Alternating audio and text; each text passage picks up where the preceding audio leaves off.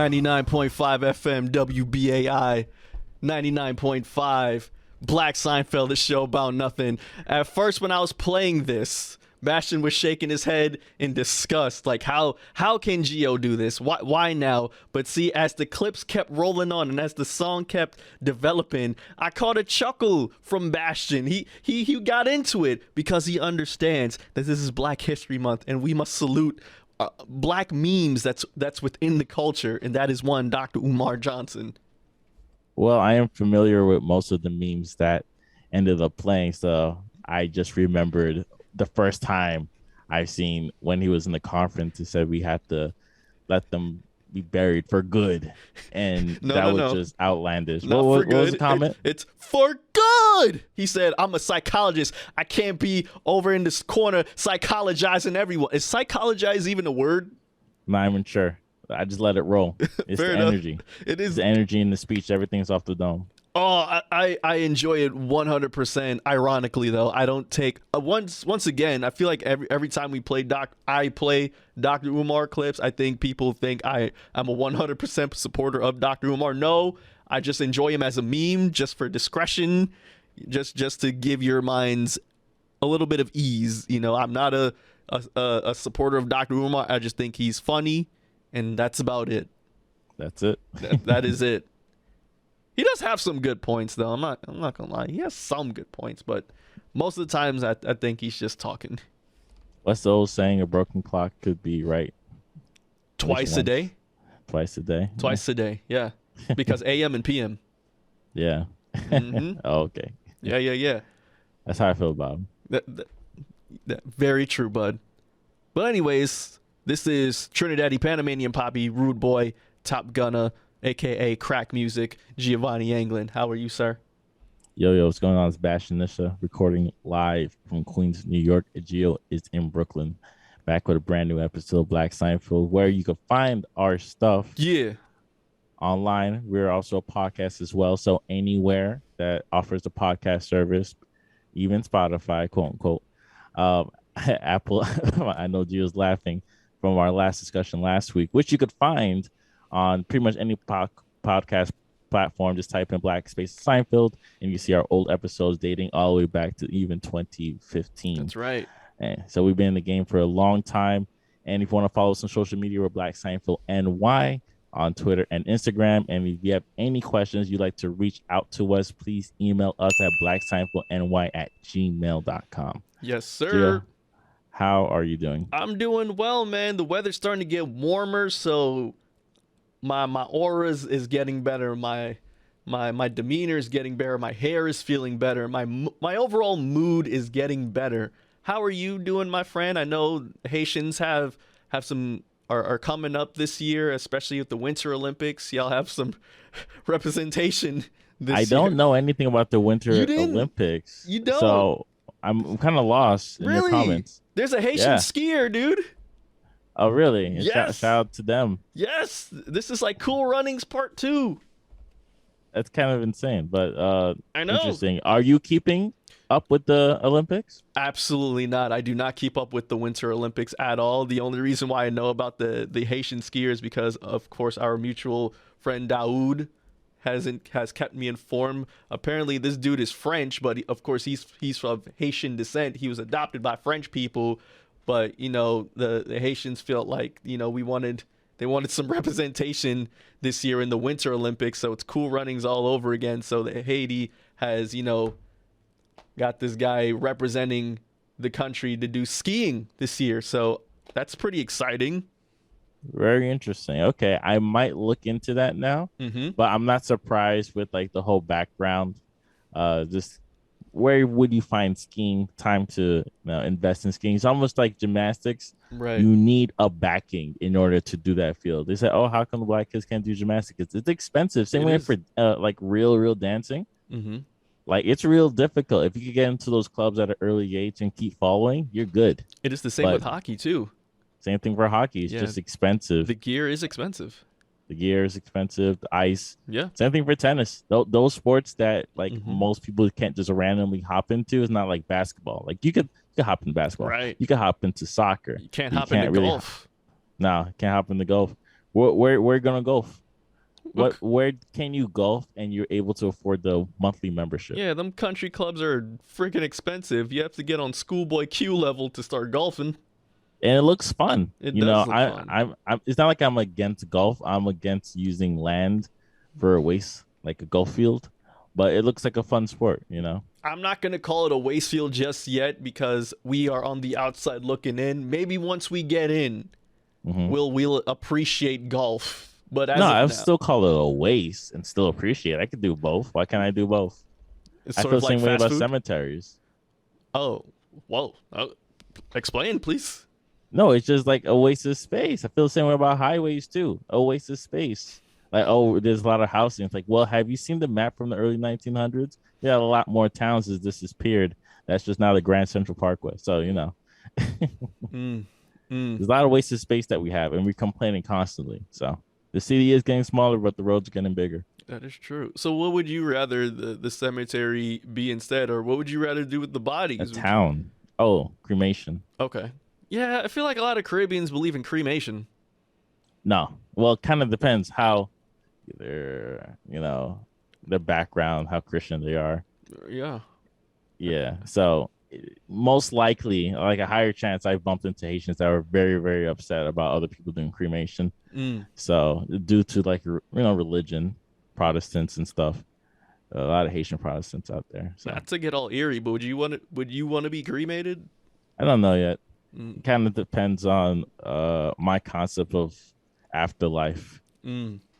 Does your soul just continue on into the eternal, or you just become part of the cycle, or you Mm. just get reborn again? So many Yeah, things. I don't know, man. If resurrection is real, are you resurrected as a person or are you resurrected as an animal? Because if I was resurrected as an animal, I would totally want to be 100% an orca, killer whale. Interesting. Yeah.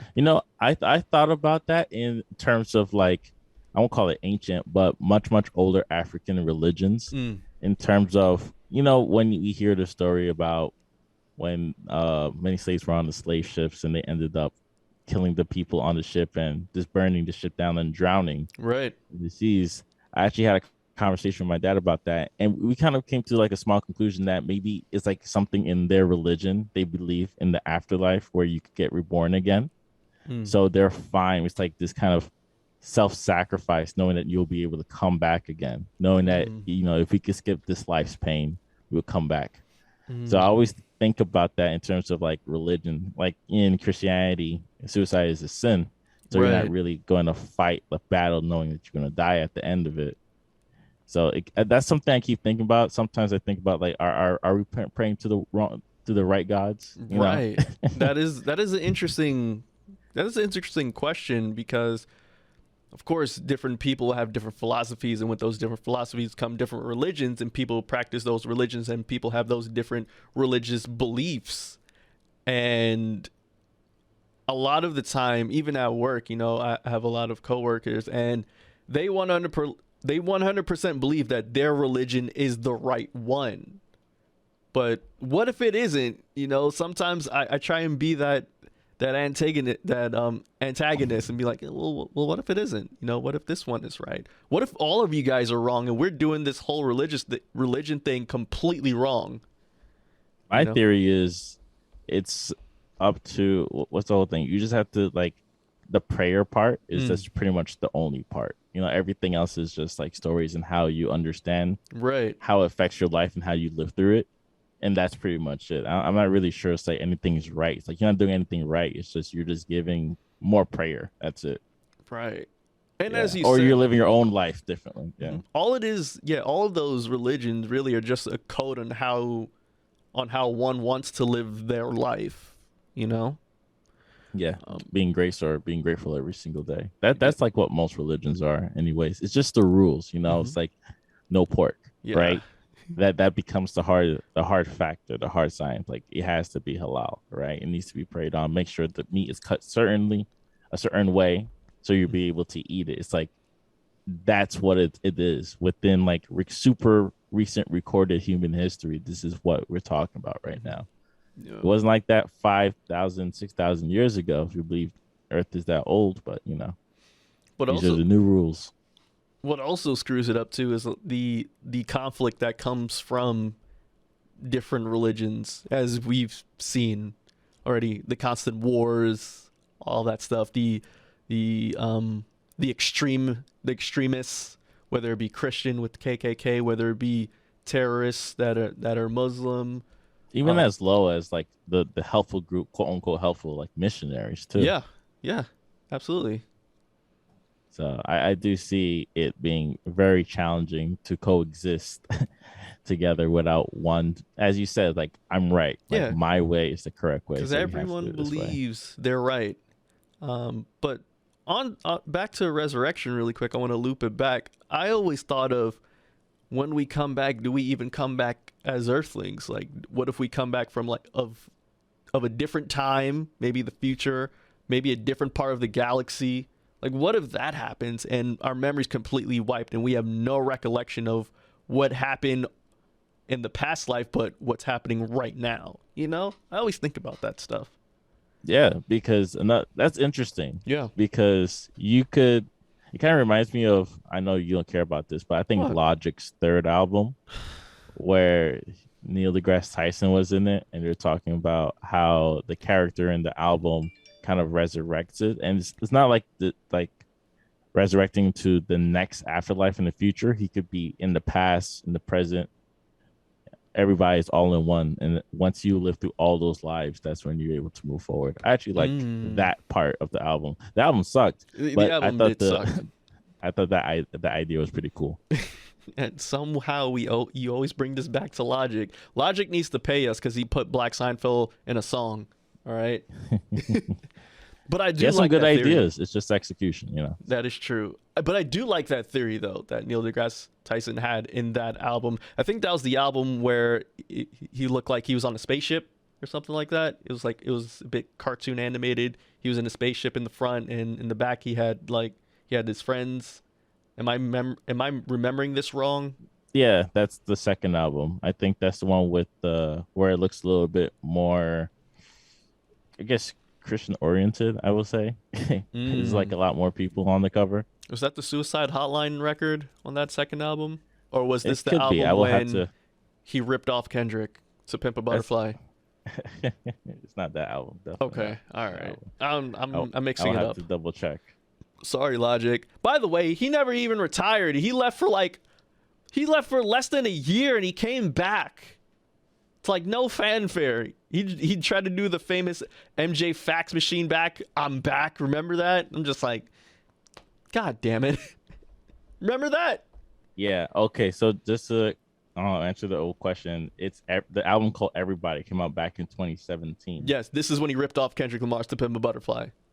Yeah. That's the album. Okay. Yep. And you're right. 1-800, the Suicide Line is there. Yep. Black Spider-Man's there. So this is the album. This is it. See, I know my stuff. I know what I'm doing. This is the album. I still remember. I still got it, Bastion. I was actually surprised. I remember going out this past Friday to a lounge, and there was a lot of trap music, right? And I was surprised that I actually knew a lot of the artists that was playing. Like, I knew like King Von, and I knew Young Dolph, and I knew NLE Choppa. And I had this conversation not too long ago. I think I might have had it with you too. Back in 2014, when Rich Gang came out, right? With when Birdman came out with Rich Gang, right? With Young Thug and Rich Homie Quan. I remember how there was countless memes of Young Thug's verse. Right? I remember there were so many memes comparing Young Thug's rapping delivery back then to like SpongeBob's Doodle Bob, and everyone's continuously clowning how we didn't understand what the hell Young Thug was saying. But now I argue, now in hindsight, like artists like Young Thug and a lot of the mumble rappers per se now, I feel like they've trained us to like understand what they're saying, but also understand the distinction of these artists. I don't know if you've picked that up at all too. I actually spoke about that with someone recently, mostly talking about Lil Wayne. Okay. Because we could say in the song, and this is back, I remember listening to the song years ago. I was like, wow, I think this is going to be like a very interesting style. So the song Can't Believe It, by T-Pain and Lil Wayne. If you remember T-Pain's verse, it's great. The music video's fun. But once you get to Lil Wayne's verse, he's like mumbling throughout the whole thing. Like Which the one are lean you was a little referring to, too Bastion? heavy. I'm sorry. The song is called Can't Believe It. Oh, I can't she believe it. on me. On me. Okay. So if you remember Lil Wayne's verse, it's really hard to understand what he says. Yes. So because he's like, it's not too nasally, but it's definitely like a lot of chest, like, right, but also mumbling. Heavily auto-tuned too, and very melodic as well. Melodic, I guess it was auto-tuned. It's kind of, yeah, it was probably auto-tuned. But that's kind of where I will say that style. If you want to take it further back from just the Young Thug, just a little even further back when Lil Wayne is just maybe leaned out his mind because he's the first. No, he's just like Jay-Z and Biggie, just do everything in one take and move on to the next song. Mm-hmm. So it's like this is good enough. You know, that's what allows Future to be Future. Right. You know. That's an interesting take, Bastion, because I didn't go back as far as to think about Lil Wayne, but specifically that Can't Believe It song, which came out, I believe, I want to say 2008. This was still on peak Lil Wayne features. Carter 3 came out. This was peak Lil Wayne, so I didn't think about that. It's really great that you brought that up, too, because bringing it back to Young Thug, of course, his idol being Lil Wayne. I mean, his debut album is called The Barter 6. No, Lil Wayne hated that. Of course Lil Wayne hated that, but of course Young Thug was Lil Wayne's idol. Yeah. And yeah, it is interesting to see that too. You're right. It came out 2008, and this was for T-Pain's album 3 Rings. Mm-hmm. And it's just the evolution of the rap game because you could go 2 different directions. And this is something I would try to tell, like, you know, sometimes you meet a rapper, it's like, oh, I'm trying to do this style. Or sometimes you listen to rappers. Like, you can't jump straight into mumble rap. Because all these so-called, I don't like using the term mumble rap just to, you know, we just clarify, just to, you know, categorize everything to melodic rap, trap rap. Just to make the conversation easier in terms of like, you know, Lil Uzi Vert or Playboi Carti. It's like these guys actually know how to rap. If you listen to their first songs that they drop on the internet when they're like 16, 18, they were rapping bar for bar. Right. And Lil Uzi Vert was b-boying too at that time. I remember. So you actually need to know how to like b-boy. You know, bar for bar before you get there, because the lyrics, you know, same thing for Future. It's like, oh, like what Future could do is because he's been rapping for a very, very long time. That is true. He has enough experience. He has enough experience to do this type of rap now. So it's not easy. You can't be 18. It's like, oh, I could just do mumble rap. No, it's you won't last long because you have to actually make music. Yeah, so that's a good point. That's difficult. Yeah, it is. All right, well, let's get to the show, man. There's a lot of things that's been happening so far. One being this weekend coming up is Super Bowl weekend, and I am convinced, Bastion, that this thing is rigged 100% for the Rams to win. Let's think about it. So? The St. Louis Rams, now called the LA Rams, moved to California in the Super Bowl. For the first time in this LA franchise history now. Stadium is in Inglewood, California. Also, SoFi Stadium. SoFi Stadium. Halftime show being Dr. Dre, Snoop Dogg, Kendrick Lamar. Of course, you got Eminem. Of course, you got Mary J. Blige.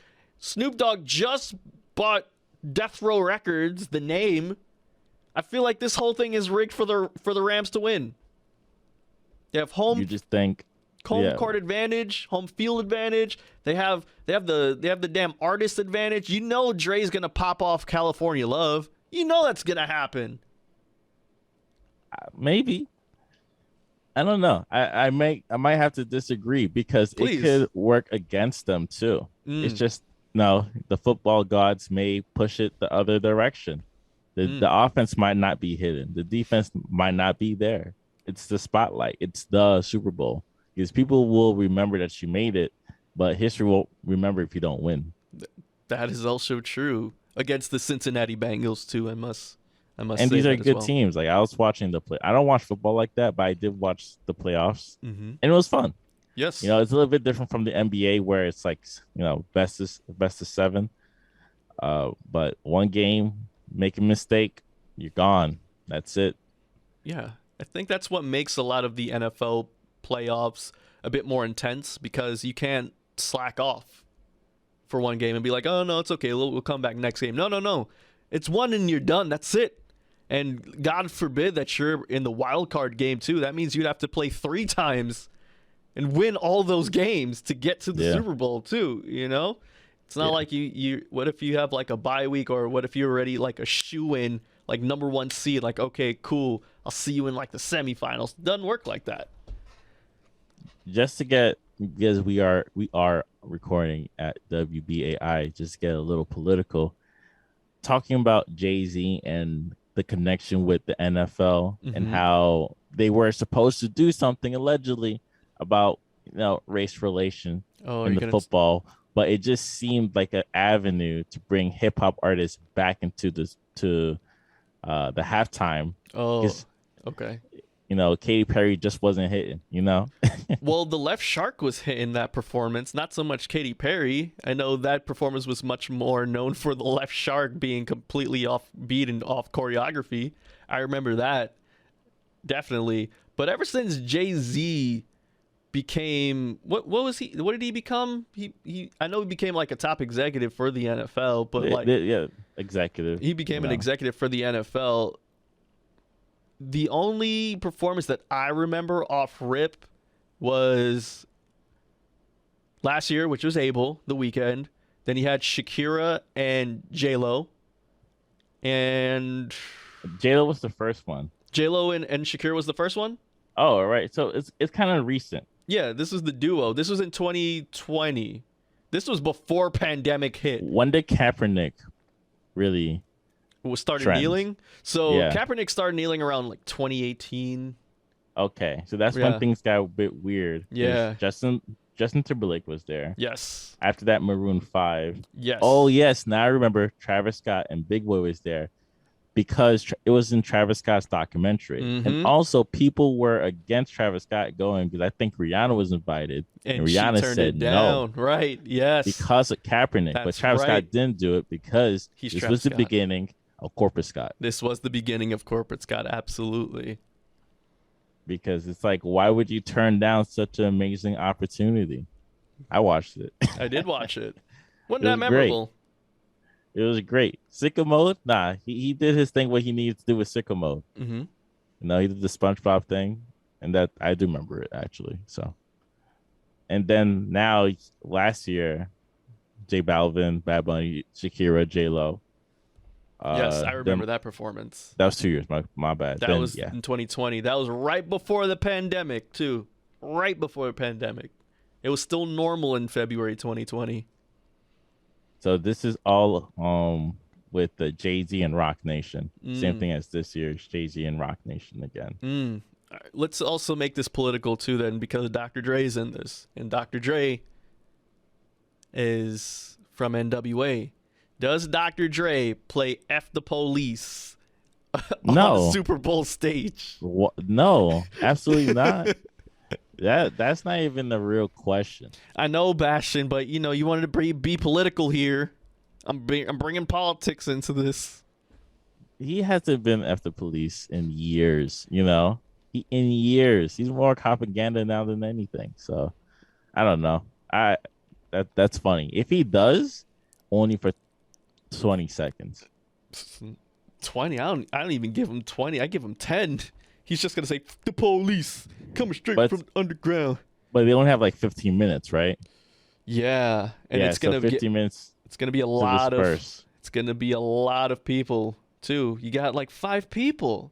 You got him. You got Snoop. You got M. You got Kendrick. You got Mary J. Blige, and Mary J. Blige can only play one song. What song is she gonna play? Exactly. If I'm Mary J. Blige and I have a huge ass catalog and I'm only getting one song to play. No, but this is like Dr. Dre's halftime show. I know, and it's the West Coast. So, what Dr. Dre song did Mary J. Did he produce for Mary J. Blige? That's a good question. I don't know on top of my head. Okay, so one of those because he produced for Snoop. You know what song he's gonna play for Snoop? I'm assuming Same thing for Family Eminem Affair and K-Dot. So. Let me see. I think Dre produced Family Affair, if I'm not mistaken. Let So me. he definitely, this is definitely his show, and hopefully it'll be a good, interesting performance compared to last year. And last year was a very fun show because it was the weekend. Yes. Yeah, it was Family Affair. So she could Family play Affair. Family Affair. Okay. So that's probably what we're going to expect from that Super Bowl. But just to quickly make it political, like the whole thing with Jay-Z, like what have they've done since he got that role? I think it's only just affected the music. It hasn't affected anything. Well, yeah, you see what's happening with Brian Flores. You know about that story? Yeah, he's suing the hell out of he's suing the NFL for racial discrimination because For the coaching position, for right? coaching position, exactly. He's suing the Giants, he's suing the Dolphins, he's suing the Patriots, he's suing those teams. And I think it was like, who is it? Brett McBart, was it? He got a text message. Bill Belichick. Oh, Bill Belichick. There okay. you go. It was BB. I was like, who is it again? Yeah, Bill Belichick, but he gave him a congratulations, but he got the wrong guy. The wrong Brian. And he's like, what? I didn't get the answer. I was like, oh, okay. My fault. It's like, yikes. He probably said, oh, ish. That's the wrong man. Yeah. But it's funny. I think Brian. that's hilarious. Yeah, hopefully, Brian Flores, he's from Brownsville, so I hope he gets every nickel and dime possible. I hope he wins just because he's from Brownsville, but also he definitely has a case. He has a case, but again, you're going against the NFL. We don't even know what Kaepernick settled on to in his deal. He probably can't talk about anything regarding NFL ever again or anything within that settlement ever. See, that's the problem I have with these things, because you have to like go hard or go home, because it's all about the future, right? It's all about, because it's really difficult to be in the NFL, especially with how everything's going on. Especially your career could end within 2 to 3 years, because the average is like, I think the average is like maybe 1.5 years compared to the NBA, which is like 3. Not everyone can be Tom Brady. No, he's different. And you just need more protection, especially in the union. So that's something they really have to work on. And hey, Jay-Z want to put a helping hand in that direction, cool. But if not, then I'm not really sure if the conversation when when they had a little meeting, it was on ESPN. I remember that. And it's like, oh, race relations. Like, dude, that's still the best rapper. He is still the best rapper. So you think he's barclaying himself again? Barclaying? Yeah. Oh, yeah. It's not as bad as barclaying, but fair. Barclaying, that's a hilarious term. I'm sorry. That's the name of the episode, barclaying. No, it's not. Nah, but in terms of, he is in position of, I won't say like making grand decisions, but he's definitely taking advantage of his stature and respect. And as JPEG Mafia said again and again, why is your black look like business to me? So that's pretty much it. Oh, it's a black owned business, Rock Nation, da da da. It's like, all right, but it still works in the corporate ways. Right. They just want to be black in that corporate setting and get away with corporate settings while being black. Equality. We want to be black and do what you do too. I don't mind the paycheck though. Swing that paycheck over here. I'll take it. Bruh, I don't mind either, man. That's the position we're all trying to get into, man. Yeah, like, oh, corporate, we're making 6. Yeah, sure. Let's do this. Well, yeah, making 6 in New York? Are you crazy? Absolutely. 100%. I will do it. So let's quickly talk about Tom Brady's retirement. Tom Brady finally retiring the NFL after many seasons, 7 rings, and an amazing feat. 7 wins out of 10 appearances in the Super Bowl. That means he has a 70% clip rate in the Super Bowl. That is phenomenal. Without a shadow of a doubt, Tom Brady is going to go down as probably the best quarterback in NFL history, probably the best football player in NFL history. But I will also like to say, as a New York Giants fan, just remember, Tom, 2 out of those 3 losses that you suffered in the Super Bowl came from the hands of the New York Giants. In fact, 10 years ago, when we went back to the Super Bowl, New York Giants versus the New England Patriots 2. I remember it like it was yesterday. Everyone had the Giants counted out in the beginning of December, but you know what happened? The Giants kept winning, and they kept winning. Then they went on to the playoffs. They beat Brett Favre's ass again. They beat Anthony Rodgers' ass again. My apologies. Went on to the Super Bowl. Giants versus Patriots 2, and we won the Super Bowl again. So all due respect, Tom, F you is Giants Nation all day, but I respect you, Tom. I respect you. Our good friend Shadman told us, well, he told me that when Tom Brady announced his retirement, the whole state of Boston, well, the whole city of Boston was in mourning because, you know, they really lost a hero. You know, Tom was their guy for the past like 12 years. It's for me, like, I don't really have much attachment to football, but it is a culture thing because you see it everywhere. It's very visible on how Tom Brady, his character, and how he just, you know, he was 44 and still outplaying all these other dudes, just catching up in the fourth quarter and winning the game. It's pretty embarrassing. And he's done it over and over and over again. It's pretty freaking incredible. It's hard enough to get because you think about, like, Cam Newton got to the Super Bowl once, yes, right? He got into it once. And this was before he started growing out his afro, too. Yeah. This is when he didn't say crap. And this is like, it's difficult to even reach the finals. Because you could say the same thing for, like, the NBA. It's like, oh, Miami hit the finals. Like, yeah, but it's going to be really hard for them to get back there again. Yeah. You know, you touch it once, but doesn't mean you're promised to get it again. So for him to get there like 10 times and win 7 out of 10, that's like winning 3 is crazy. Yeah. And winning he won twice back to back.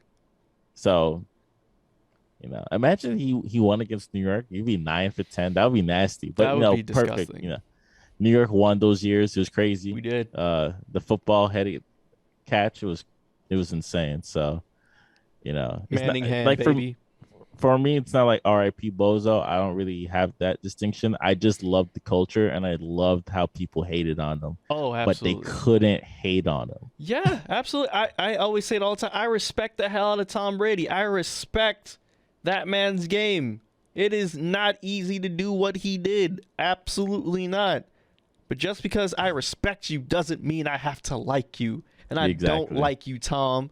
Okay, it's Giants all day. Eli Manning all. Just remember that, Tom. We did that twice. The third time was the punk-ass Eagles. And I don't even like the Eagles. But, hey, they beat your ass, and that was cool for me. And Meat got free that year. That was 2018. I'll never forget. But, yeah. Yo, let's get into the first song. Yeah, let's get into the first song of the week, man. This song goes out to Joe Biden, who, you know, was pushing that crack on black people for Black History Month. You know, he wants to put crack pipes in the hands of Black America once again. And I know we talked about this before, Bastion, but I don't like it, okay? I freaking hate it. But here's the return of the Coke rapper himself. It's been 4 years, Bash, since we heard from him, since Daytona, since the whole beef with Drake. But Pusha T is back. Pusha Thanos is back. Kanye West on productions. 88 Keys on production. And this is Diet Coke. We'll be right back with more Black Seinfeld. Show about nothing. Hey. Recording in progress. We are back, ladies and gentlemen. That was Pusha Thanos, Pusha T, Kanye West, 88 Keys, Diet Coke, Bastion. He's back. What is your take? How you feeling? Interesting beat. I really like the second half of the song. Wasn't really feeling so much the first, but the bars for bars, you know. They could be going probably a little bit old school for this album, or maybe it just sounds better within the context of the album. One thing about Pusha T, and I'm a huge Pusha T fan, bought all his albums, seen him perform many times. His album isn't like heavy in terms of every song is a super hit. Yeah. It sprinkles like songs you have to listen to on repeat, songs that sound great in context, and songs that you could skip. So he always has a good balance of music on an album. I think Daytona worked really well for him because now it's just 7 songs compared to him having to choose 13 songs or like 15 songs or 10 songs, and he's trying to create like a story, like, oh, songs about relationships, songs about family, songs about like, just continue selling drugs. But like the tonal was just straight up like, all right, straight up drugs, a little bit family sprinkled in there, and like I'm the best of the best, right? Right. So for him, I do think less is better in terms of what he has. He will overly choose the best tracks. But if they're going for more, I'm impartial. It'll probably be like mixed bag album. Like I said, I'm a huge Pusha T fan. Bought all his music, every album that he's dropped. But every album's pretty much like that. I definitely agree with your take. I agree with your second choice where you said this song might get better within the context of the album. I think the song itself is fine. I personally like the little Fat Joe reference in the beginning because, again, we referenced that even last week too. So I thought when I heard that, I was like, oh, this is great. I think this album from Push I am intrigued with because, again, he's fresh. This is 4 years in the making. A lot of things happen in between, especially with the producer and his arch nemesis. So I'm excited to hear. I don't know if that's going to play a role. I know that Ye is heavily. He has his hands on this album. Also, Pharrell and the Neptunes, I hear, is also have their hands in that album as well. So I'm excited to hear some beats from Pharrell and the Neptunes, and of course. But Push. What does that mean in 2022? Isn't it like a steam engine? Like, do they still have that same spark? No, like they can still make the beats, but is it gonna hit the same way it did in the past? That I don't believe in, right? It's really difficult to recapture that moment unless you change your style. And Push isn't going to. Push is all about not Push is changing style. The production changing style. That's what I mean. I don't. Well, I think that there's still going to be a sound of the Neptunes and of Ye, but it's going to be more refined now. I think their level of production has evolved, especially with the artists they have worked with now. You think about Brent Faiyaz and the Drake record that was produced by the Neptunes. You think about the SZA record that was produced by the Neptunes. I think they can take what they've learned from working with these new artists and then, try and apply it with Push or, just add something new with Push because, of course, Neptunes and Pusha T, they're always gonna make some sort of magic happen, right? But it's about, keeping things fresh instead of going back to the old material that once made them hot. Okay, I love when the last time you heard it like this. I love that record. You know what I'm saying? But I don't think we're gonna get that again. I think we're gonna get something new and fresh, and something old can be new. We've seen it time and time again now. Look at Griselda. Yeah, I was probably hoping maybe someday in the future we could get like a full album produced by them, but not like a NERD joint, but like just helping out another artist or something. Okay. And then we could really see like what can they do when they're given like 10 songs compared to like one song every couple months. Yeah, I mean, let's not forget, Bastion. I mean, I think I would feel like if I had the run that the Neptunes have had in that career where they had like easily like 60% at the radio at one time because everyone was working with them, from Snoop Dogg to Britney Spears to Justin Timberlake to frickin' Khalees. I would figure if I want to be stingy with whom I want to work with, I feel like I've earned that right. Yeah, I get it. No, I'm just saying as a producer in 2022, it's like, can the name still hold? It's like, because we could say the same thing for Kanye. It's like, oh, it's a Kanye produced track. We're all going to listen to it, Of course. And that's why nowadays with, I forgot my guy that produced Magic with Nas. Oh, Hit Boy. It's like, all right, it's a Hit Boy production. I got to listen to it. That's fair. He that's what he is. DJ Mustard. We got to listen to it. Mustard and YG. That's it. It just works. Yeah. But those are the producers of today. Yes. Because even someone like No ID had to recreate his own theory in order to make 444 sound amazing. That is a good point.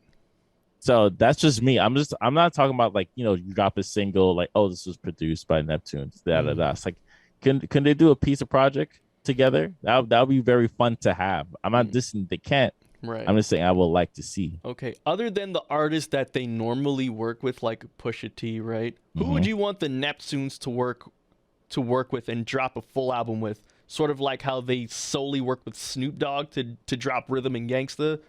Who would you want the Neptunes to work with for a full album? It would be really, really awesome to get a nice, maybe even a small project with Doja Cat. Doja Cat, okay.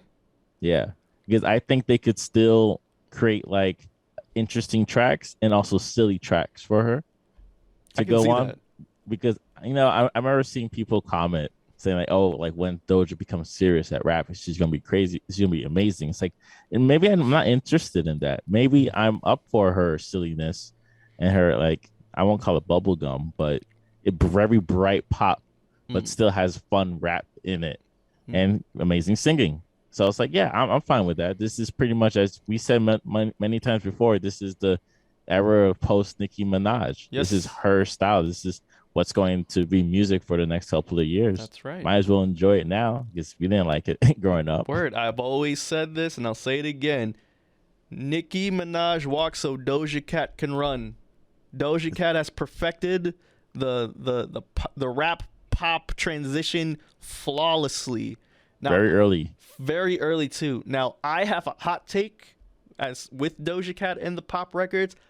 I personally think that she's getting tired of doing the pop stuff. That's me personally. Because a lot of the pop records do sound similar. Just saying. Kiss Me More, Sound Like Say So, very similar. They sound too similar, to me at least. And I think she's getting tired of that, but I feel like the record label wants more of that, so she's still leaning towards that. So I'm with you on wanting to see her do more goofy, fun records, like a Tia Tamera record, or hell, even give me Bitch I'm a Cow, something like that. Because that was funny and goofy, but also very lyrical and clever and wordy. Yeah, I'm just, it kind of depends. I do think it could be like a post after your third album, you could do whatever you want type thing. Yeah. Because Megan Thee Stallion's like, I know one day she'll do a record with Q-Tip, but it's going to take some time for her to get there. Yeah. Maybe he's going to take his time to make the beats because that's how Q-Tip works, actually. He's slow and steady.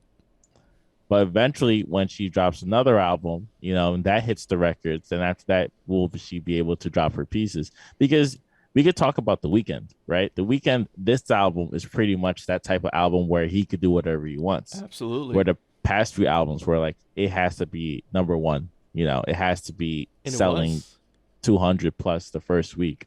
And it always made Billboard. I remember as far back as like 2015. I can't feel my face when I'm with you. And that was an amazing album. I love it. Yeah, it was an amazing album. But I remember that track when it was about drugs. But he mastered it as this big pop record. Yeah. So in terms of like what you need in the music artist today, kind of going back to Pusha T's, like what he will bring to the game. We're just hoping for something slightly new, but still classic. Well, he's always going to give us coke bars. We know what the album's going to be about. It's about cocaine, okay? I'm just talking about production because my two favorite albums so far this year is all because the production was on point. That's it. FKA Twigs and Abel. That's it. The production kept you in the game. Like I had to go back. I want to hear that chord again. Is that a bridge? Let me hear that bridge again. I'm counting Nas too because it came out literally the last week of December. So I'm counting Nas magic too. Same thing with Nas. I felt it. It felt very New York of him. So I agree. I don't know. Do you want to stay on music or should we go to the COVID update? Because it's been a while since we did a COVID update, Bastion. We could quickly talk. Did you listen to the 2 Chainz album? I did listen to the 2 Chainz album, and I'm going to be completely honest with you. The environment in which I listened to the 2 Chainz album, it was not a proper environment to listen to the 2 Chainz album. I listened to the 2 Chainz album on a Friday on my way to work when I was groggy and tired, and that is not the appropriate setting in which I should have listened to that particular 2 Chainz album, because 2 Chainz went back to talking about big booty bitches, shaking ass, and moving dope. I was not in that extroverted mindset to be outside yet and fully get that within me. You know what I'm saying? Yeah, I could do a quick review. I didn't think it was that good though. Yeah, I will have to agree with you there. It wasn't that crazy to listen to. I only really like one song with Lil Durk, Lost Kings. Yes. I thought that message was fire. You know, it's like, how are we gonna do it with it? You know, so many kings are like, so many of us are dying. How are we gonna evolve for the community? I thought that song was amazing. Yes. But other than that, the production was not as great as like a 2 Chainz track. Right. This sounds kind of more of like, you know, when 2 Chainz does a collab album with an artist. Yes. And it just doesn't sound that great. Like, he's great, but the artist couldn't either catch up or the beat selection was boring. Mm-hmm. That's how I feel about this album. I feel there's too many features, and the features didn't really show up. Maybe NBA YoungBoy showed up, but the features definitely were boring. The beat production was okay, and I thought 2 Chainz was great. Really? But I thought he wasn't trying enough. I didn't think he was trying that hard, honestly. He definitely wasn't trying like the last album in terms of like, I can't go for that, you know, having that type of song in there where, you know, he's having fun. Right. And he's kind of challenging himself. This could be a throwaway album, if anything, because we didn't listen to $1 Million worth. No. You know, we only listened to So Help Me God. And we could say that was better than Rap or Go to the League. Right. So I'm just trying to say, it's like, not every 2 Chainz album is going to be like the album that he's pushing. This didn't have any promotion. I didn't really see anybody talking about it online either. Me neither. I just saw it on the new releases, and I was like, oh shoot, 2 Chainz dropped? Okay. So, you know, that's the way I look at it, because Pretty Girls Like Trap, Rapper Go to the League, or So Help Me God were like the last 3 real 2 Chainz albums to me personally. Mm-hmm. So yeah, that's how I feel about the album. I agree with you. I don't think it's your morning commute. I just think it's the album, because I heard Blonde on my leaving work, and I was dead tired when it came out on a Sunday, and I thought it was amazing. So it's not the commute. It's the music. Frank has to come out of his cave or something. Nah, just buy the jewelry. Get icy. Let's talk about COVID. Go ahead. Oh yes, it's been a while since I've given everyone a COVID update, and it's gonna be nothing but, I don't know, it could be good news for us. I don't know. I know, Bastion, you know how you are sometimes, man. Like, as the numbers go down, which I predicted they would go down immediately after the Christmas holiday. That's exactly what happened. Let's start off there first. The cases in New York, the COVID cases in New York has significantly dropped by at least 60%. So that's really good. And that happened immediately after the Christmas vacation, because I've said it. The reason why we had all those Omicron cases. A little, I like to say maybe a little in between, like the middle of January. That's when everything started going down. So like after January 14th. You know? Right, exactly. Right after the Christmas holidays. That's when people start going back to work. The Christmas holiday is like 26th to 30 to like the 3rd. So it's like even further, maybe 2 weeks after that, because that's when it jumped up too, because of the Christmas holiday. Don't forget. But also you have to take into account when you go back to work on like the 4th, right? Yeah. It's still dead. Like, no one's still around. It's not as hectic. It's not as busy. It's not as busy as it's getting back again right now. Okay. All right. So I told you all, I predicted this would happen. As soon as the holidays stopped, Valentine's Day is now getting advertised. The COVID cases are getting dropped. Why? Because everyone went the home. Everyone went back to where they came from. not to sound all Republican. That sounded way too right wing. I apologize, but you get a little too red for me, brother. But you get my point. Now that everyone is back home, everyone is working. The COVID cases have significantly dropped. So much so, in fact, that the New York State's governor, Kathy Hochul, has now decided to lift the indoor mask mandates. That's right, people. Lifting the indoor mask mandates today, Thursday, February 10th, 2022. Indoor mask mandates have been lifted except for, this is very important. This is very important. Schools, hospitals, nursing homes, of course, arenas, sporting arenas. So Kyrie, sorry, man, not yet, Kyrie. Theaters, Broadway shows, you all still need you still need the mask. You still need to show them. You still need to show your vaccination card. But as far as other businesses go, like, y'all good. Anything about restaurants? Oh, of course, restaurants too. You do need to show. Okay, until you eat. Yes, correct. What do you what are feel? your takes, Bastion? Say again? Well, how do you feel about this, Bastion? Because I already feel it. Well, before I say that, like, how do you feel about? Like, I went to a restaurant the other day, and just taking off the mask and eating. Do you feel like it's all performative? Like, you could have just walked in without the mask, and it would have been the same thing. I do not want to snitch on restaurants, Bastion. Okay. Anyways, because my experiences has been very different now. All right, screw it. I don't even wear the mask anymore when I go into restaurants. Like, they don't even.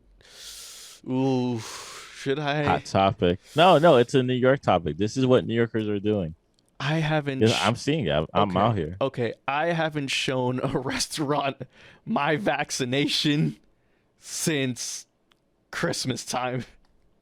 Okay, my question is, where do you eat though? I eat in Brooklyn, man. I come to Brooklyn. But see, I had to show it when I went to get brunch. Where Maybe at? In Brooklyn? Yeah. Around this area? No, yeah, around the area actually. Oh, no, I haven't. Ooh. Okay, but to give my opinion on how I feel about making the decision for indoor unmasking, it's a little bit too early. I know you were gonna go there. It's too early for that because the whole thing about cases going down, but there's still a lot of that still. Not in New York, but in the United States. Of course. And that's what we're still looking at because the bigger picture is, the midterms for the election cycles around the corner, and Democrats are no longer interested in making COVID the topic because we're not even talking about anything to help us deal with those type of situations. Getting another stimulus check would be really, really nice right now, but everybody's hiring, but he's no giving one's us crack, hiring. Bastion. We're not getting stimulus checks. We're getting crack. Okay. I'm sorry. Crazy. No, you're right because they paid for it. They created. They put drugs in the community, and now they're saying like, "Yo, you don't gotta go to jail for it. We can help you weed it off." I told you, Bastion. I told you. Anyways, I completely disagree. It's too early in the process. The whole thing is to double down even harder and make sure it goes to zero. But it cannot just be a local New York, population of 3 million plus. It has to be like the entire country. It has to be how we travel. But we live in a dystopia. We're not in a utopia as we thought. We're not really in that first world country experience that we think we were born in. The water is clean, we get electricity, but the spirit, the country, who we vote for is not really there for our best interests. So that's kind of how I feel. It's too early in the process. 2023, baby. Well, I knew you were gonna give me that take, so I'm not surprised. It's the same take as always, Bastion, but I keep telling you the same thing, Bastion. This is states' rights, unfortunately, and the state will do whatever the state wants to do. So if the state is saying, hey, for indoor businesses, no more mask mandates. But hey, these little chillins here in New York, you still gotta wear your mask. So be it. Now, if you live out in Denver or if you live out in New Jersey, that mandate is getting lifted pretty soon. So shout out to y'all kids. Jersey schools. Jersey See, that's what I mean. It's like right? if the bordering state has their own rules and super different from us. Like, what's the point? Super different. Like, even in Jersey, they have no mask mandates. I remember going to the football stadium, right? MetLife Stadium. I didn't have to show a damn COVID vaccination to get in. I didn't have to do any of that. People in Jersey don't have to do that at all. So whenever they come here, they're like, why the hell do I have to show you my mask mandate? Like, why do I have to show you my vaccination card? You know what I mean? It gets gets wonky. Because I think New York is like one of the few states and cities where we were strict on that. Like, we were heavily strict with the COVID mask mandates. We still are, because remember the whole private workers thing? Like, people who had to be vaccinated, workers had to be vaccinated. Like, it's that strict. You feel me? So, again, states' rights. So, hey, it's whatever. We're just pawns at this point, Bash. I'm sorry, man. We're just pawns at this point, okay? And as a pawn, I'm trying to make money off of this, all right? So, like, you still owe me $50, bro. Basically, that's where I'm getting at, all right? Because I told you back in the New Year's Eve party, it was going to keep going down. I need my 50, please. Crazy, because there were a lot of, just to tell the audience, I bet Gio that they would shut down or at least limit how many people will come to the New York Eve or New Year's, what we call the ball drop. If anything, to kind of double down and say more people should come through. Even Eric Adams was there. That's right. And nothing happened, so I lost the bet. Even though there's many articles writing and there's many letters writing to the new mayor-elect Eric Adams to, not even him, de Blasio had to make the decision, right? Yeah, de Blasio had to make that decision because he still was mayor at that time. and he didn't care either, so I lost the bet. Yeah. Because bad decisions, same way as losing the Star Wars bet, just bad decisions. You shouldn't have put in the movie, It's like all these doctors writing to Spotify to take off Joe Rogan. They not gonna do that, man. Bottom dollar. They're gonna accept apology. Yeah, bottom dollar, B. It's all about the dollar here, Bastion. And we're still, whether you like it or not, which I know you're not going to like it, we are all pawns in this game, Bastion. So as a pawn, I just want to make a couple dollars off the corporate. Pawn? You're not even on the chessboard. What are you talking about? What? I can't be not even a square? Not even a square, bro. You're holding up the game. Well, that's the COVID update, people. They're playing the game on you, bro. Being played. Well, you're all being played. That's the COVID update, people. That's the COVID update for 2022. Here in New York, everything is going down. Mandates are getting lifted. No, it's a perfect opportunity to play the next song. And I want you to play the first one. Which one? No, the next song of the week. Oh, great. Yes. All right. So, song of the week. I think it's the first one. It's Is that it? Yeah, that one. Oh, okay. Oh, I guess when we come back, we could talk about like the significance, the 19th anniversary, man. 50 Cent. I don't want to talk about the 19th. I'm talking about the 20th. All right, fine. We can wait till next year. Oh, I actually put the second one. It's not many. I'm sorry. I'm sorry. It was two choices between Many Men and Back Down. Yes. And I thought Many Men would have been like the perfect, like Many Men, aka the government and COVID, wished death upon me. That's how I'm gonna relate it. Oh, that's pretty good. I was gonna play that and just be like, oh, Get Rich or Die Trying. What a great album. I didn't think we would take that conversation to that, but I'm sorry. I apologize. All good. I'm sorry, man. All right, we can play. I'll play some 50 though. I'll play Back Down, and then we'll just talk about how we crapped on Ja Rule One of the best diss tracks of all time. This is definitely top 5 right here. Here's 50 Cent. Back down. You nut. This is the best part. Wrap it up. This is the best part, man. Wrap it up. Oh, this was great, man.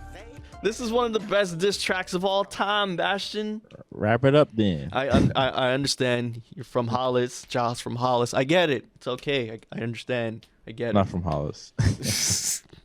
All right, Bastion. Stop lying to the people. But anyway, I'm keeping it real. You know, they're gonna look at my Wikipedia and it said he moved to Hollis at age. It's like, all right, he's not from Hollis.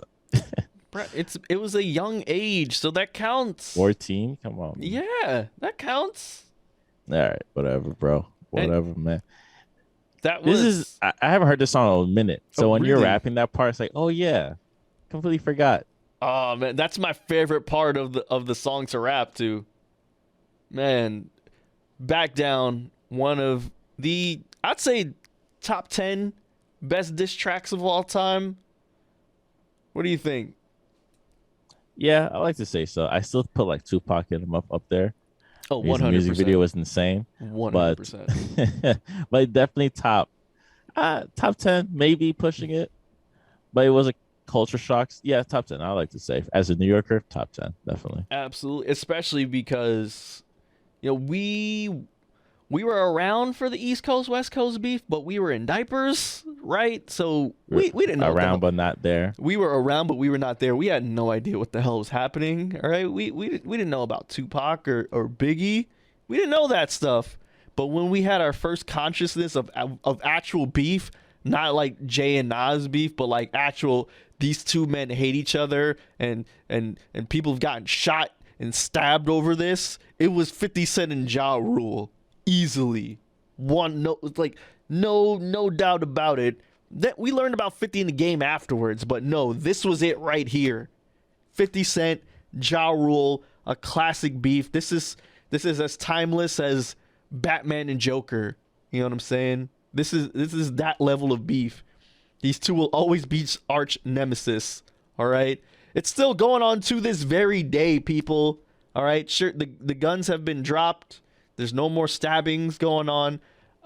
It's pretty much now just social media lashing, mainly from 50 Cent, and then Ja Rule calling 50 a booty bandit for whatever reason at times, or calling him tickle booty. I remember that one. That was pretty funny. But 4 years ago. Yeah, it was. I remember that one. It was 4 years ago. But anyways, this was again the first ever like real beef that we've witnessed. And I always tell kids to this very day, because we just had the 19th anniversary of Get Rich or Die Trying. You kids do not understand the phenomena that was 50 Cent from 2002 all the way up to 2007. It was different. The man was everywhere. All right. Drake didn't have his own flavor of vitamin water. Nigga, 50 did.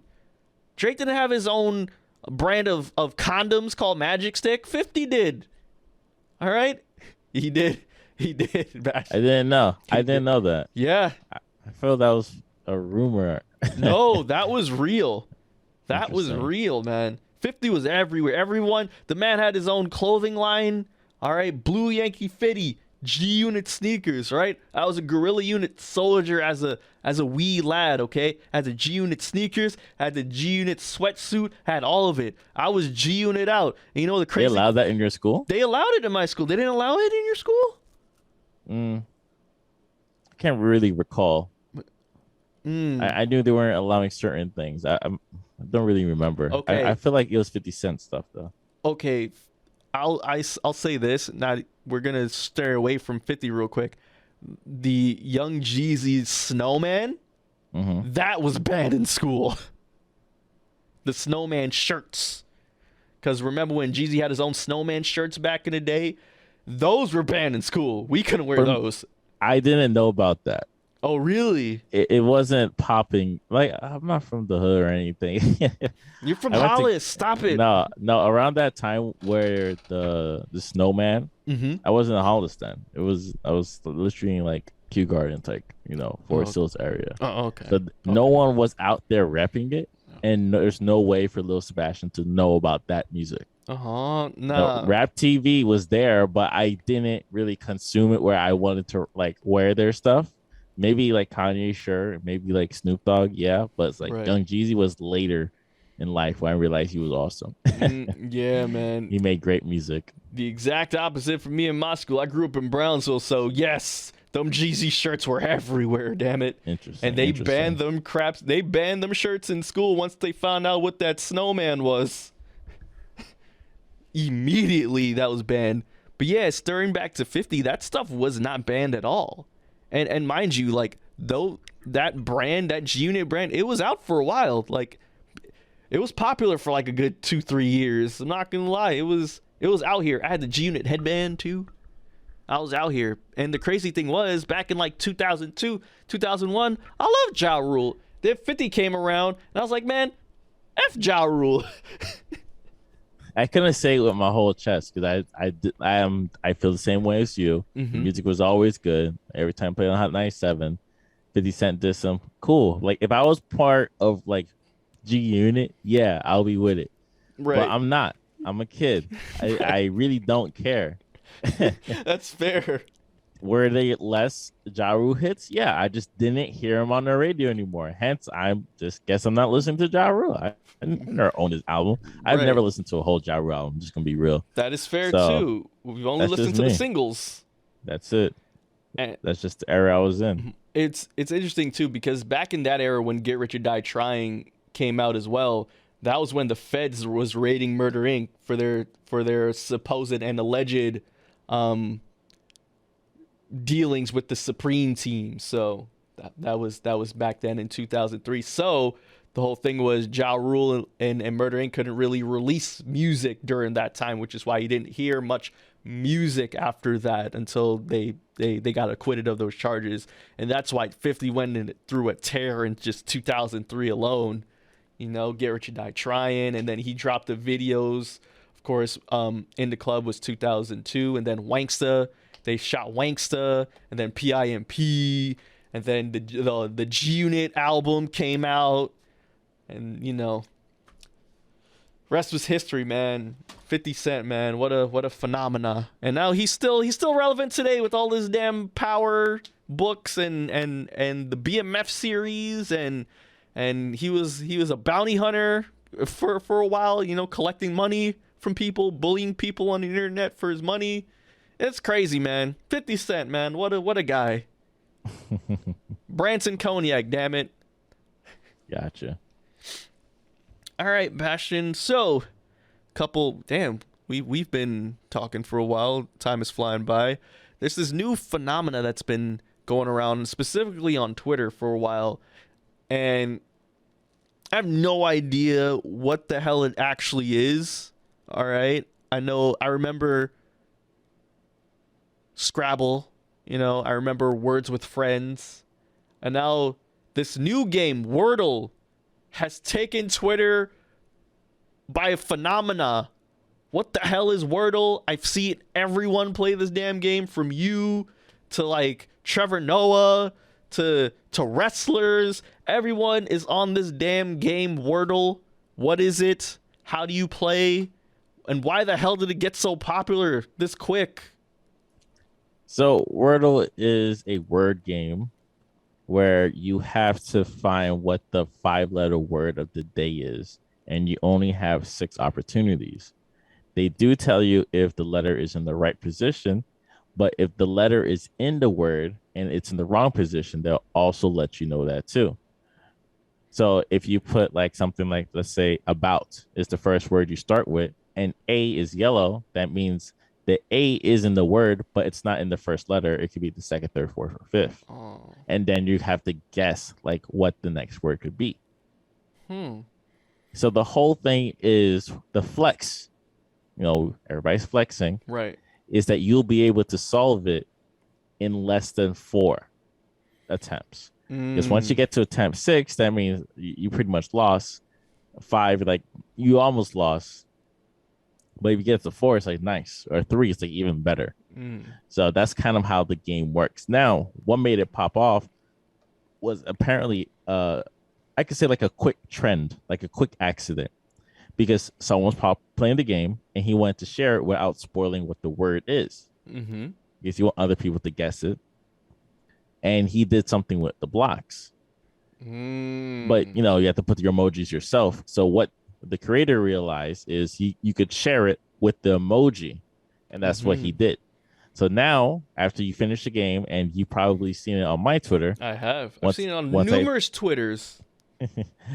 Numerous Twitters. Once you finish the game, you're able to copy it, and you will get the emoji blocks, which looks good on Apple. It doesn't look good on like Android, which is crazy. Okay. So you try to send it to someone on WhatsApp, it just looks nasty. But it looks great on Twitter. So when you post it on Twitter, people could see that you got everything down in like 4 or 3 attempts, and you're bragging for today. Now, recently, New York Times bought Wordle. That's right, and I saw a lot of comments showing their happiness for the creator, because there was just one guy who created Wordle, but they also share their disdain because they feel like the New York Times is going to ruin the wholesomeness that is Wordle. One of the only good things to come out of this pandemic.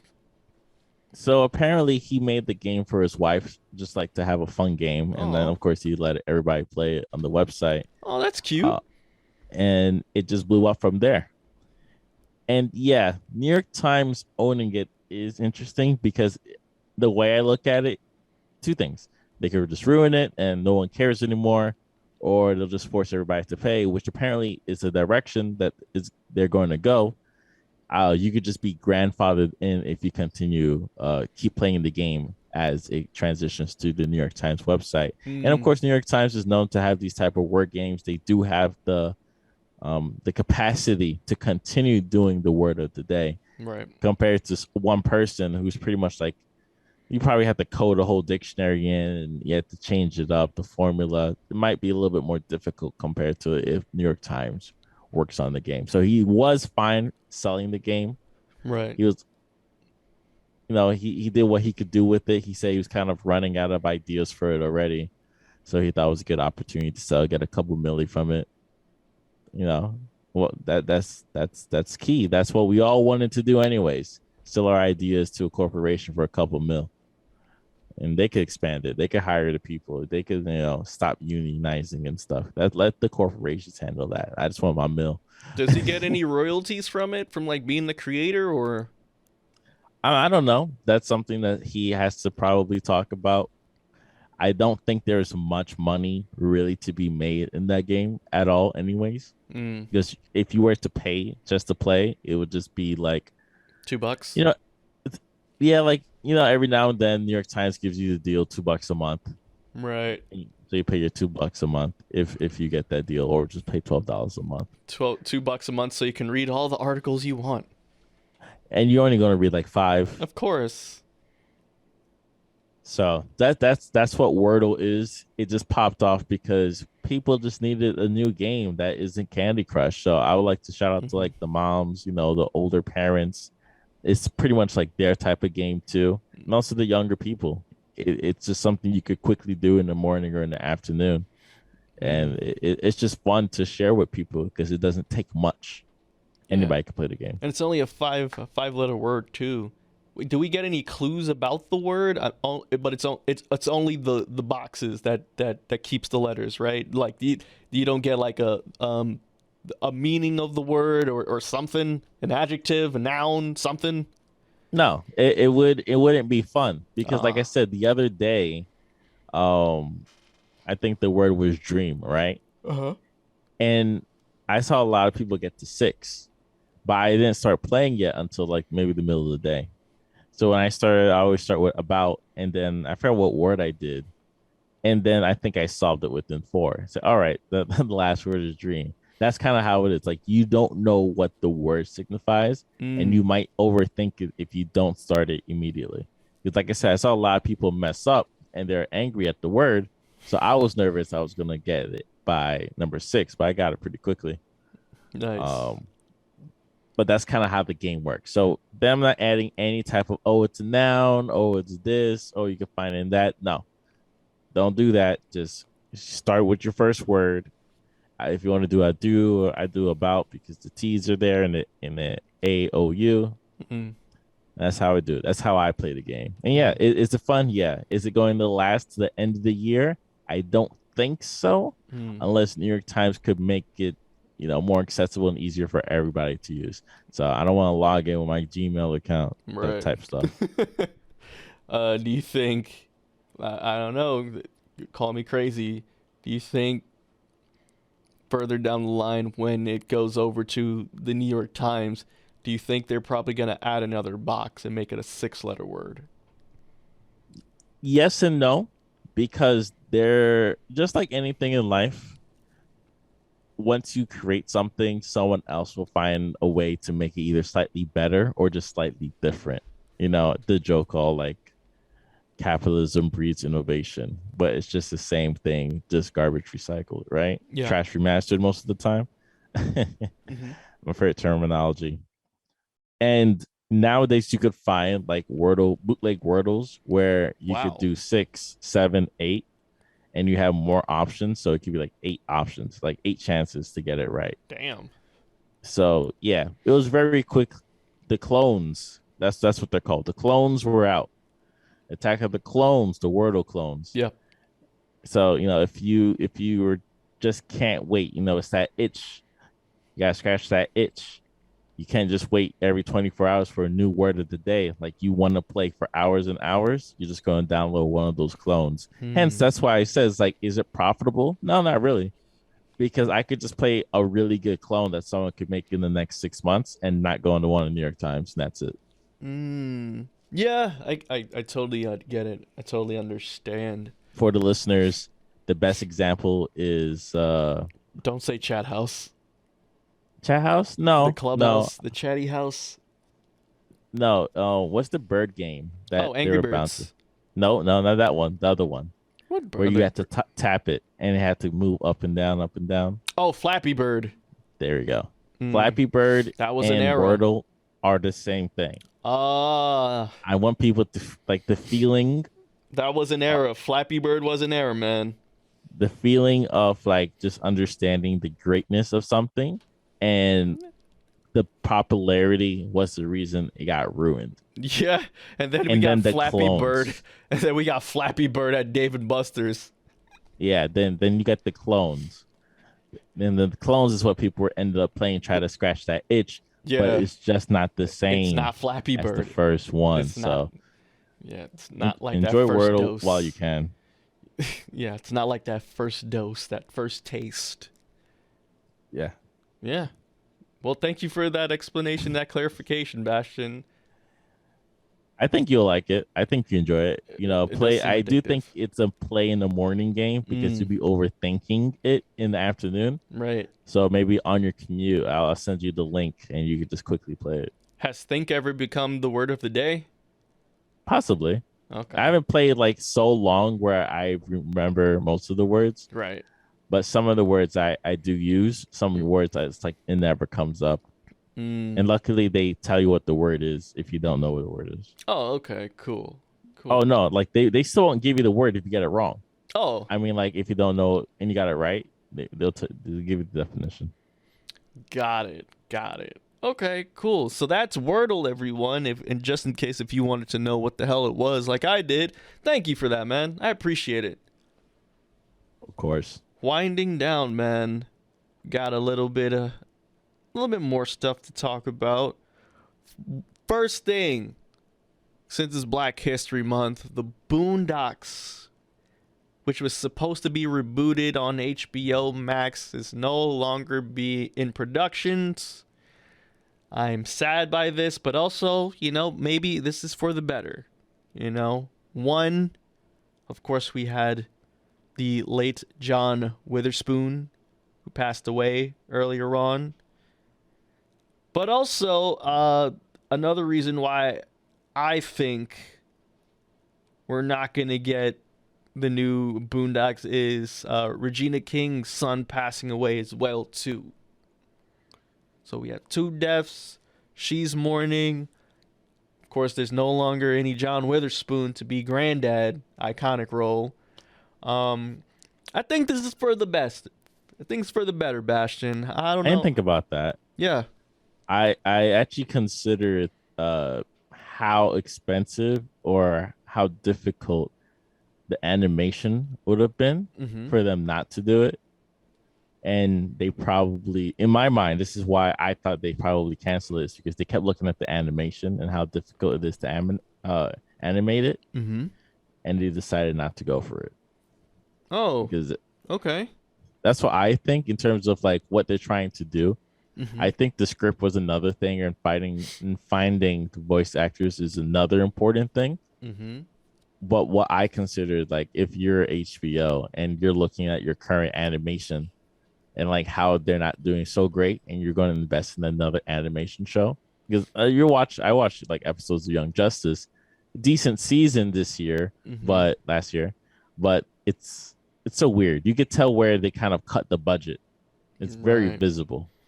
I hear you. So that's kind of my thing. But I you know what? After you said what you said, I kind of think it'll be better because of those certain situations. Yeah, I think it'd be better because of those certain circumstances. Selfishly, do I think there's a lot of things that the Boondocks can cover, especially for the past, 10, well, no, like 8 years. They haven't been around since that last horrid season. Absolutely, you bet your ass there's so much stuff to talk about, especially within not only just American culture, but Black culture as well. But like I said, with all that stuff happening with the cast and all that stuff, our heart goes out to Regina King.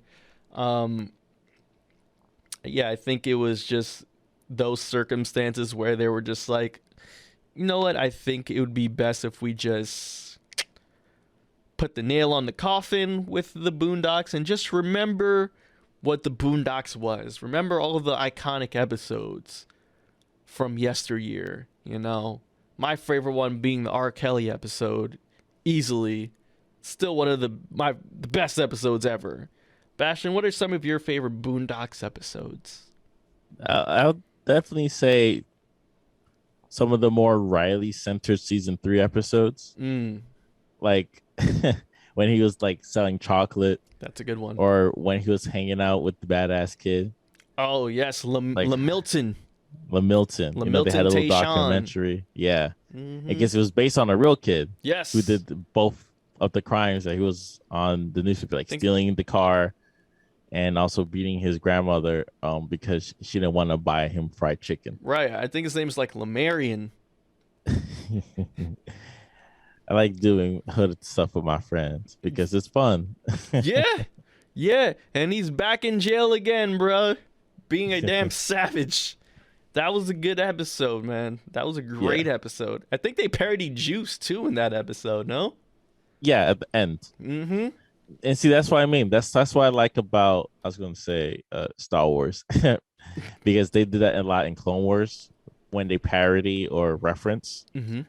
But that's what Boondocks did very well too, especially in season 3. They referenced a lot of things, so you know, he takes it artistically to a different level, but also able to kind of give you that commentary of what we're going through today. Definitely. I also like the fact that they took like one story, like one small story, and built a whole episode around it. Like case in point, the case of the Booty Warrior. Yeah.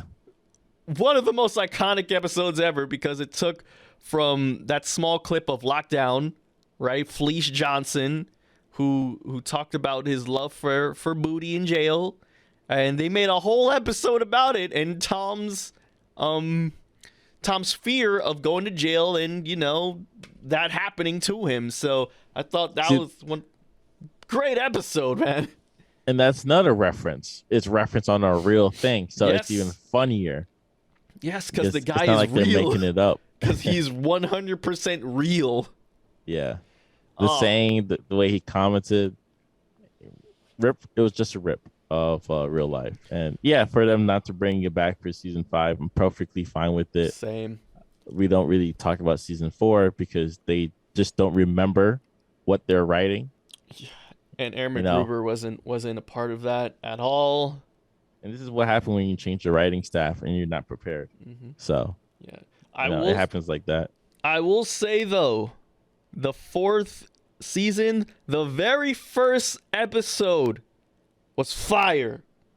It was the Pretty Boy Fizzy episode, and it was a take on Chris Brown. I don't remember it. So Pretty Boy Fizzy was this very famous pop star, right?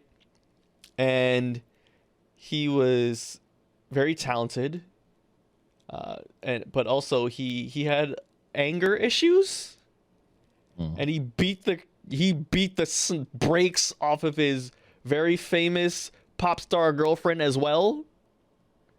And that was the whole episode basically. And so he was with Huey and Riley to sort of change his image back to being like this nice guy, but it really didn't work. And he just became a bad boy again, and he sang about effing people's wives. It was crazy. Interesting. I'd see why they would make the episode, but I could also see why they made the episode a little bit too late, because that's kind of the problem the Boondocks had. Yeah, it was. Yeah, like, a lot of their episodes were late, because like the R. Kelly episode was in 2005, and the trial happened in like 2000. No, that one is fine, but like they couldn't be South Park. Yeah, which is on its 25th season, by the way. And they're able to kind of make comments about things that happened last week compared to them. And like I said, it's like just the production of the animation where they do the soundboards, where they do the drawing board here. Then they have to send it to a studio in Korea to do all the animation, then send it back and forth. So it could take like, 2 years to finish a whole season. And most of the things could be dated, but that's how they write the show. Yeah, definitely. So Boondocks, one of my favorite shows ever, not just part of, black media, but just in media period. One of the best shows ever, one of the best cartoons ever. If you have HBO Max, please take a look at the Boondocks. Skip the first episode. Go straight into the second episode. No. Watch everything. Never tell people to skip. You have to tell them to feel the culture. Nah, but I don't think the first episode is a great representation. No, but it's an introduction to the... it's like, telling someone to watch a show and in the middle of the season, but you don't have a chance to be introduced to the character because they don't know. You're saying it from a fan's perspective. Yeah. You have to say it from a person that doesn't know who anybody is. In the first episode, the garden party does explain who everybody is. Pilot 101. Come on, man. You should know that. Yeah, but like the second episode really gives you like in depth of what their character is. No. It only shows in Uncle depth Ruckus easily commenting on the culture, but you need the garden party is the first episode that you have to watch if you need to understand the character. That's just how it is. Fine. If you're white and your favorite character was Uncle Ruckus, I question you. I look at you different. I look at you weird. Easily. Another one of my episodes, the band episodes when he's talking about BET. Those were really good episodes too. I think I watched that in the history of hip hop class. I remember seeing that. Yes, that particular BET episode. But also the one episode that got canceled right after it was aired. And you know which one I'm talking about, Bastion. The Tyler Perry episode. Oh my Speaking God. of Tyler Perry, we're still down to watch his next movie, the next Medea film. No, we're this not. month. No, we're not. I don't know. My Google Calendar says otherwise. Anyways you go. The Boondocks Tyler Perry episode takes all of the criticisms that we black men have with Tyler Perry movies, and he put it all in this episode. So much so that this episode only aired once, and it got taken, and it was never aired again because Tyler Perry did his Tyler Perry magic or whatever. And yeah, it was the only time. It was the only time we only saw that episode once, basically. All right. I think it was called Pause too. It was insane. It was insane for the time. And Medea Homecoming, you're supposed to watch it on the 26th. You got the Google's invite. And you confirmed it. Why is he still making movies? I thought she died.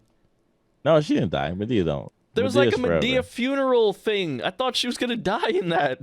No, it was for the other woman. Who? That's a recurring character in the whole Medea franchise. She passed away. Oh. That was the funeral. Yes, I did watch it. Why did you watch it? I don't mind Medea films. I think they are ridiculous now, but back then they were fine. I still think Medea's Big Family Reunion is the last good one. That was the one with Bow Wow, right? And Tiana Taylor. That's the only one. That's the best one. Easily. Yeah. No, Diary of a Mad Black Woman. It has its issues now. It doesn't have any issues now. What issues? The light-skinned dudes? Sure. First off, okay. Shamar Moore's fake-ass braids being one. Him having no substance. Him just being, just this big God-fearing. You saw the episode of the Boondocks. He's just, that's why I'm a light-skinned God-fearing man. I love me some Jesus, and I love me some you. Then the bald guy from Law and Order is beating on his wife and all that crap. Dark-skinned brother beating on his wife, and then marrying this Latina light-skinned shorty or whatever. Nah, man, that's a bad depiction of black men. Why in all Tyler Perry movies the dark-skinned dudes is just the dark-skinned bald dudes is just beating the crap out of their woman? Like, why did I get married? That's a prime example, Bastion. The bald black dude, and Why Did I Get Married, was crapping all over his wife Jill Scott, and I didn't like it. Exactly. I recently saw somebody. It's like, how dare he write that role for Jill Scott just to be like, just to get crapped on and itted on, man. No, you don't do that to a queen like Jill Scott. Have you seen what she does? What she can do with the microphone?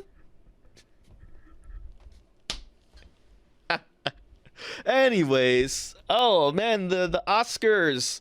The Academy Award nominations have come out, Bastion, and sad to say for all of you Spider-Man No Way Home fans, they have only been nominated with one nomination, which is Best Visuals, which I say BS to that too, because I'm not gonna lie, they didn't have the best visuals. I'm not gonna lie, a lot of the green screens was pretty obvious.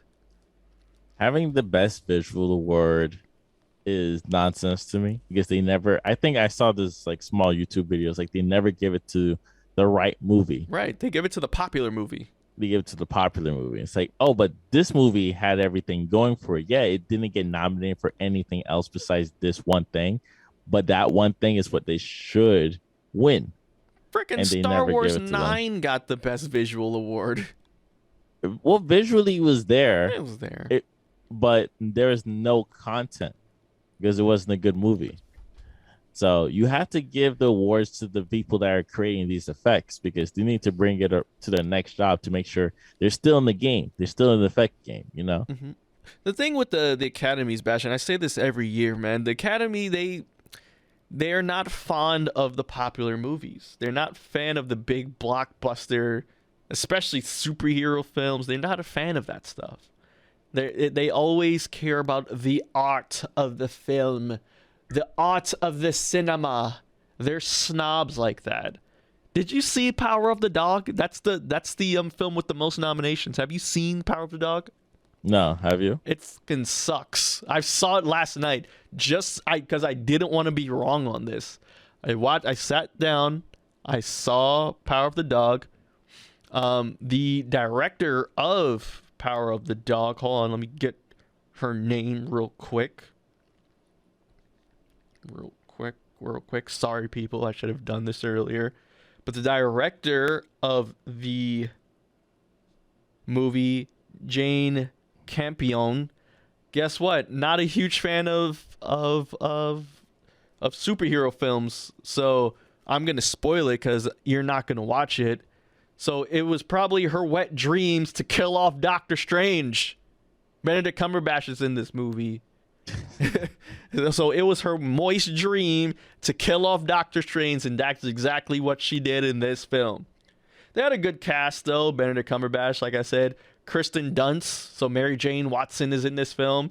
And, of course, your boy, Jesse Plemons, the villain in Like Mike. Jesse, who? Yes, the dude from Breaking Bad. The villain on Breaking Bad. Yeah, this guy. You've seen him before. You've all seen him before. Wait, the villain in Mike Like, you said? And Like Mike. Remember him as a kid? Yeah. Remember he was the bully in Like Mike, Jesse Plemons, as a kid? No. Yes. I don't. This is the dude who bullied Bow Wow in Like Mike. What? This is him. Yeah. He was a child actor.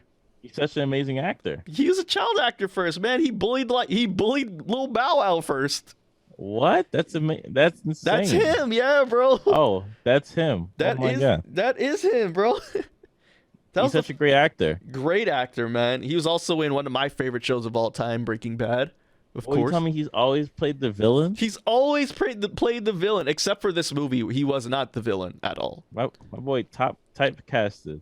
Except for this film, he was not the villain at all. Actually, he was. Okay. He was the rich brother who married a widow who now runs this damn ranch, and the brother worked in that same ranch as a rancher. So, but it wasn't that great of a film. It was actually really boring. It meanders a lot. I know you like heavy dialogue in your film. You might like it, but there's not much that goes on.